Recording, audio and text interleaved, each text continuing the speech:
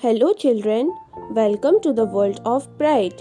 Today in your English class, we are going to learn two words from X to Z. Repeat along with me. X for X-ray.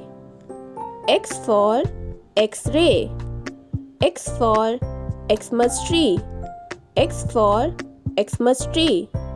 Y for yo-yo. Y for yo-yo. Y for yak. Y for yak.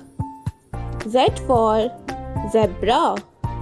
Z for zebra. Z for zip. Z for zip. Now let us revise this once again.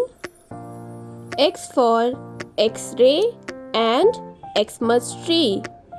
Y for yo-yo and yak.